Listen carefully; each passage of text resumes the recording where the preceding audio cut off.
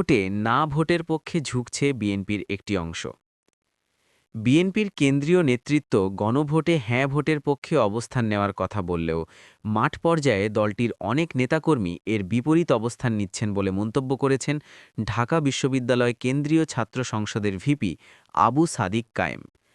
সোমবার রাতে রংপুর মহানগরীর পার্ক মোড় এলাকায় শহীদ আবু সাইদ চত্বরে ঐক্যবদ্ধ ছাত্র সংসদ জোট আয়োজিত গণভোটে হ্যাঁ ভোটের পক্ষে প্রচারণা সভায় প্রধান অতিথির বক্তব্যে তিনি একথা বলেন। সাদিক কায়েম বলেন, সম্প্রতি সরকারি কর্মকর্তা-কর্মচারীদের গণভোটে হ্যাঁ এর পক্ষে প্রচার চালাতে নিষেধ করে যে প্রজ্ঞাপন জারি করা হয়েছে তার পেছনে কার নির্দেশ রয়েছে সে বিষয়ে নির্বাচন কমিশনের স্পষ্ট ব্যাখ্যা জাতির সামনে আসা উচিত। তিনি বলেন, নির্বাচন কমিশনাররা কোন নৈতিক ও সাংবিধানিক ভিত্তিতে দায়িত্ব পালন করছেন সেই প্রশ্ন আজ জনগণের। তিনি আরও বলেন, জুলাই আন্দোলনের শহীদদের আত্মত্যাগের ওপর দাঁড়িয়ে বর্তমান নির্বাচন কমিশন দায়িত্ব পালন করছে, অথচ সেই কমিশনই এমন সিদ্ধান্ত নিচ্ছে যা গণভোটের মূল চেতনার সঙ্গে সাংঘর্ষিক। রাষ্ট্রীয় কর্মকর্তা-কর্মচারীরা মত প্রকাশ করতে পারবেন না এমন সিদ্ধান্ত স্বাধীন দেশের গণতান্ত্রিক চর্চার পরিপন্থী। সাদিক কায়েমের অভিযোগ, রাষ্ট্রের ভেতরে এখনও পুরনো ফ্যাসিবাদী কাঠামোর ছায়া রয়ে গেছে। বিদেশি স্বার্থান্বেষী গোষ্ঠী নতুন বাংলাদেশের অগ্রযাত্রা বাধাগ্রস্ত করতে ষড়যন্ত্র করছে বলেও তিনি মন্তব্য করেন।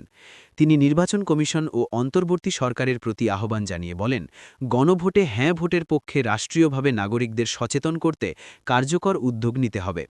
বিএনপির ভারপ্রাপ্ত চেয়ারম্যান তারেক রহমানের প্রতি ইঙ্গিত করে সাদিক কায়েম বলেন, দীর্ঘদিন আন্দোলনে থাকা অনেক নেতাকর্মী আজ প্রকাশ্যে হ্যাঁ বলতে দ্বিধায় রয়েছেন, যা হতাশাজনক।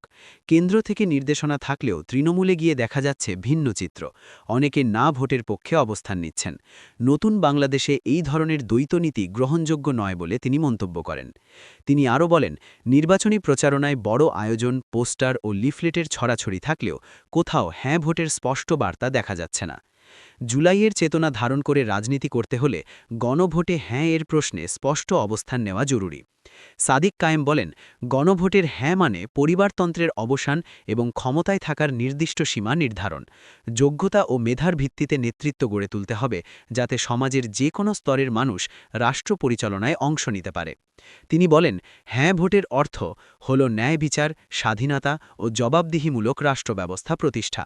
জুলাই শহীদদের রক্তের মর্যাদা রক্ষা, অবৈধ নির্বাচন ও দমনমূলক রাজনীতির অবসান এবং মানবাধিকার লঙ্ঘনের সঙ্গে জড়িতদের বিচার নিশ্চিত করাই এই গণভোটের মূল লক্ষ্য। সভায় আরও বক্তব্য রাখেন রাজশাহী বিশ্ববিদ্যালয় ছাত্র সংসদের ভিপি মোস্তাকুর রহমান জাহিদ, চট্টগ্রাম বিশ্ববিদ্যালয় ছাত্র সংসদের জিএস সাইদ বিন হাবিব, রংপুর বিশ্ববিদ্যালয় শিক্ষক ড ইলিয়াস প্রামাণিক, ন্যাশনাল ডক্টরস ফোরামের সহ উপাধ্যক্ষ ড মোহাম্মদ হোসেন সহ বিভিন্ন ছাত্র ও পেশাজীবী নেতৃবৃন্দ।